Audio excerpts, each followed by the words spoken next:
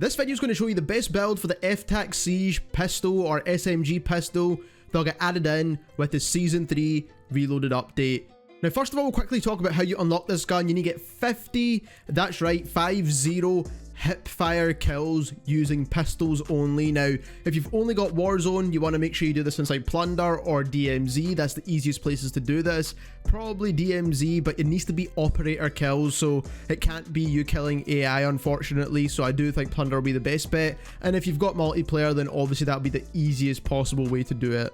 So of course there's been a lot of changes to the meta with this update as well, so we want to give you a loadout to get started and to use this weapon. So first of all, when it comes to a long range rifle, right now the TAC-56 is a solid option. It's got no nerfs or buffs or pretty much anything with this update, more or less, so it's always going to be a solid choice. When it comes to optic, you could choose whatever you like, and this is the way I like to tune it, but you could choose whatever optic you want. For the mag, you do need the 60 round mags with this weapon. If you're playing solos most of the time, then you can go for the 40 round mags.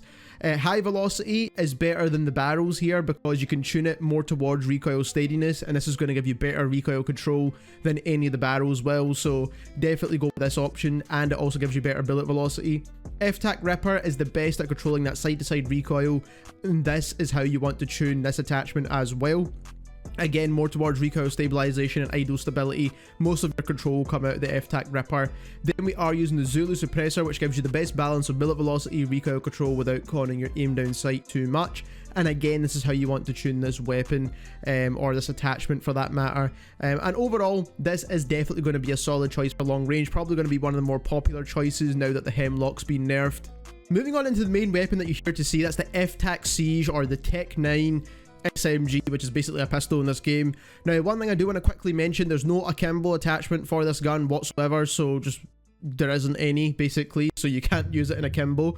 The other thing I do want to mention is that when it comes to the magazine attachment options, the 50 round mags is probably the sweet spot where you don't really want to go for the 72. It's going to slow you down way too much, but the 50 is definitely enough. Now 30 rounds, which is base, or 20 rounds, which is even smaller, it's kind of pointless to be fair, especially how fast this gun fires.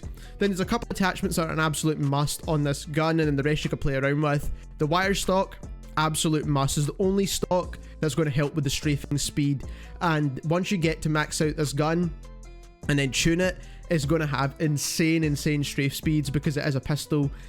So that is something you definitely want with this weapon. And then the AVR compensator gives you the best possible control when it comes to any attachment, so you definitely want to go for that. The suppressors don't really help too much. Now there's a lot of barrel options here, which is really good, so if you want a bit more movement speed, you can get that. If you want a bit of sound suppression, you can get that, but you lose the AVR compensator. If you want a bit more recoil control, you can get that as well. So there's a couple of different options, but I don't really think it's necessary, and I'll show you in just a second.